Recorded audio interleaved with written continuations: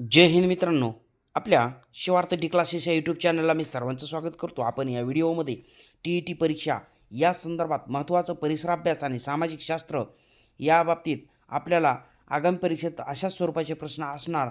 आपण महत्त्वाचं म्हणजेच की माझ्या चॅनलला नवीन असाल तर चॅनलला सबस्क्राईब करा. तर बघा, हे प्रश्न आपल्याला महत्त्वाचे PYQ असणार आहेत आपल्या TETमधले.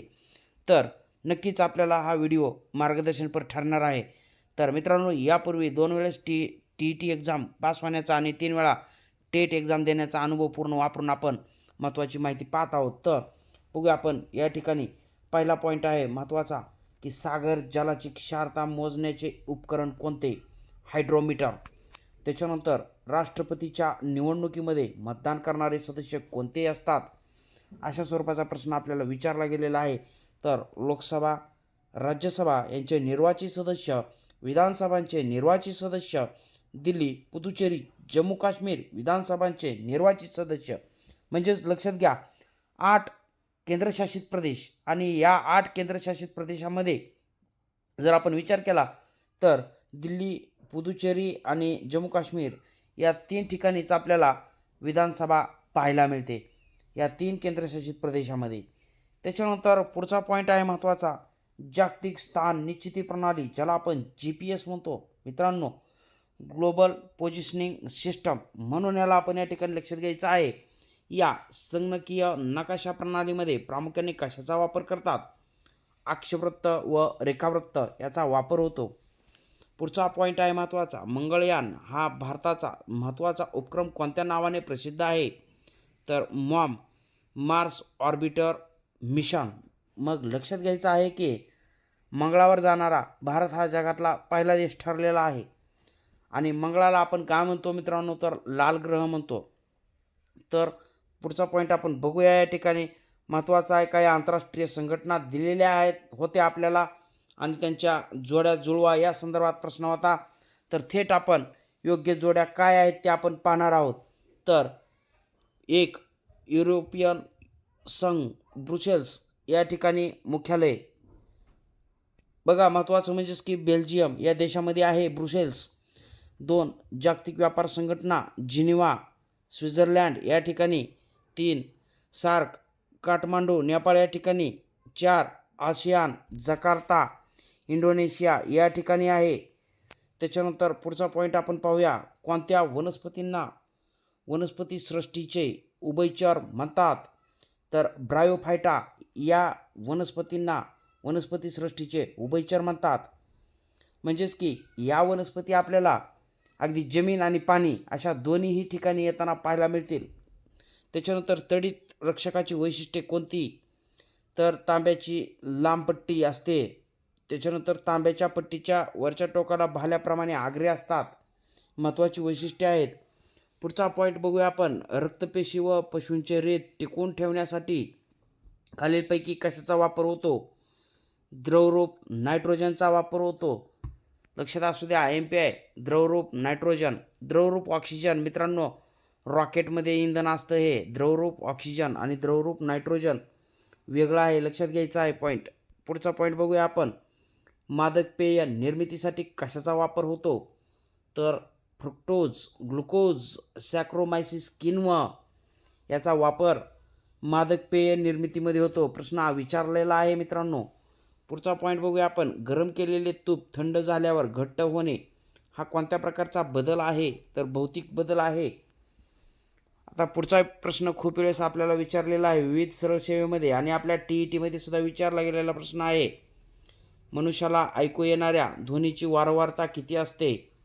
20 हर्ट्ज ते 20,000 हर्ट्जच्या दरम्यान असते, ज्याला आपण ऑडेबल साऊंड म्हणून सुद्धा ओळखतो. आपण ऐकू शकतो हा साऊंड. त्याच्यानंतर H1N1 ह्या विषाणूजन्य रोगाला काय म्हणतात? तर स्वाईन फ्लू म्हणतात. पुढचा पॉईंट आहे मित्रांनो, आपल्याला ऊर्जेची रूपं दिलेली होती आणि त्यांची उदाहरणांच्या जोड्या लावायच्या होत्या. तर थेट आपण उत्तर बघूया आपण या ठिकाणी. बघा, प्रश्न महत्त्वाचा असणार आहे या स्वरूपातला. आपल्याला असे प्रश्न विचारलेले आहेत, गोट्यांचा खेळ गतिज ऊर्जा असते, गलोल स्थितीज ऊर्जा, प्रकाश संश्लेषण क्रिया प्रकाश ऊर्जा असते, वणवा पेटणे यामध्ये रासायनिक ऊर्जा असते. पुढचा पॉईंट पाहूया आपण, फ्रीजमधून बाहेर काढलेल्या बघा या ठिकाणी शीतपेयाच्या, इथं लक्षात घ्या हा शब्द, शीतपेयाच्या बाटलीवर बाहेरच्या बाजूला पाण्याचे थेंब कोणत्या कारणामुळे जमा होतात? तर संघनन हे त्याचं योग्य उत्तर असणार आहे. बघा आपण एखादं पाण्याचं भांडं फ्रीजमध्ये ठेवलं असता त्याच्या बाहेरून सुद्धा बघा एकूण काय तयार होतं, तर पाण्याचे थेंब तयार झालेले पाहायला मिळतील. तर संघनन ही जी काही एक महत्त्वाची क्रिया आहे त्यामुळं आपल्याला हा परिणाम पाहायला मिळतो. पुढचा पॉईंट आहे की छत्रपती शिवाजी महाराजांनी रायरीच्या किल्ल्यास कोणते नाव दिले? तर रायगड आलेला प्रश्न. त्याच्यानंतर छत्रपती शिवाजी महाराजांनी तोरणा किल्ल्यास कोणते नाव दिले? प्रचंडगड. लक्षात घ्या तोरणा किल्ल्यावरील झुंजार माची आणि बुधला माची प्रसिद्ध माचीची दोन्ही उदाहरणं परीक्षेमध्ये विचारलेली आहेत. आणि तोरणा किल्ल्यावर तोरणजाई देवीचे मंदिर आहे. शिवाय तोरणा किल्ल्याचं जे काय बघा नाव महाराजांनी ठेवलं होतं ते प्रचंडगड. आणि महत्त्वाचं म्हणजेच की तोरणा हा पुणे जिल्ह्यामध्ये असून तो कानद नदी खोऱ्यामध्ये असणारा किल्ला. केंद्र सरकारची खडूफळा मोहीम कोणत्या शिक्षणासाठी प्रसिद्ध आहे? तर प्राथमिक शिक्षणाचं सार्वत्रिकरण महत्त्वाचा उद्देश आपल्याला खडूफळा मोहिमेचा पाहायला मिळतो.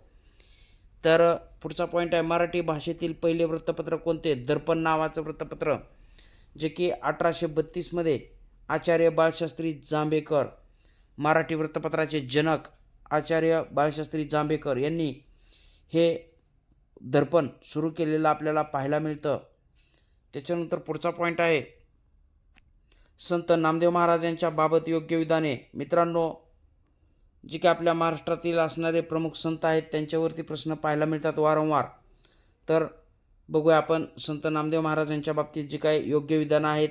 बघा महाराष्ट्राचे आद्य कीर्तनकार, स्वतःच्या विचाराचा पंजाबमध्ये प्रसार केला, गुरुग्रंथ साहिब ग्रंथात पदांचे लेखन केले.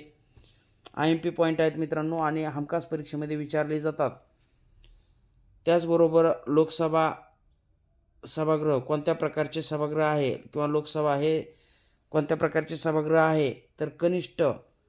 आता लोकसभेच्या बाबतीत सामान्य कार्यकाल किती असतो? 5 वर्ष असतो. 5 वर्ष कार्यकाल पूर्ण होण्याआधी केव्हाही विसर्जित होऊ शकते लोकसभा. हे बी आपल्याला लक्षात असणं गरजेचं आहे. परीक्षेत विचारतात प्रश्न अशा स्वरूपाचे.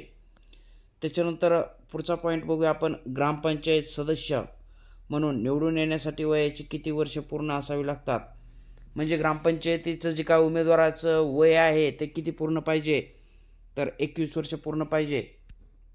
पुढे काही महत्त्वाचं बघा संस्था आहेत या ठिकाणी दिलेल्या, त्याबाबत आपल्याला योग्य जोड्या जुळवायच्या होत्या. थेट आपण उत्तर बघूया या ठिकाणी. बघा अशा स्वरूपाचे प्रश्न 1 लाईनमध्ये सुद्धा तुम्हाला येणार ठरले. तर बघा कोसबाड प्रकल्प अनुताई वाघ, कोसबाडच्या टेकडीवरून नावाचं पुस्तकसुद्धा आहे अनुताई वाघ यांचं. शारदा सदन पंडिता रमाबाई यांची संघटना, सेवा सदन रमाबाई रानडे, या दोन्ही संघटना महत्त्वाच्या आहेत. बघा यावरती खूप वेळा प्रश्न आहे. IMP आहेत या संघटना. खूप वेळा प्रश्न यापूर्वी विचारलेले आहेत या संदर्भात. महिला दक्षता समिती प्रमिला दंडवते यांची संघटना. तर पुढचा पॉईंट आपण बघूया. शेवटचा पॉईंट असणार आपला. बघा या ठिकाणी आपण 2024मधील जी काही TET परीक्षा झाली त्यामधील पेपर क्रमांक 1 मधील हे महत्त्वाचे प्रश्न पाहत आहोत. तर बघा भूदलाच्या प्रमुखांना जनरल म्हणतात, तर वायुदलाच्या प्रमुखांना काय म्हणतात?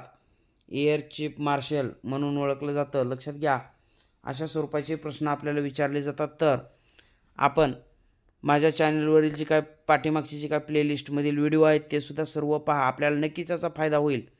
आणि आपण जर माझ्या चॅनलला नवीन असाल तर चॅनलला सबस्क्राईब करून मित्रांनो हा एक्झाम ओरिएंटेड व्हिडिओ आपल्या मित्रांना शेअर करा आणि व्हिडिओला लाईक करा. भेटूया पुढच्या महत्त्वाच्या व्हिडिओसह. तोपर्यंत धन्यवाद. जय हिंद. वंदे मातरम.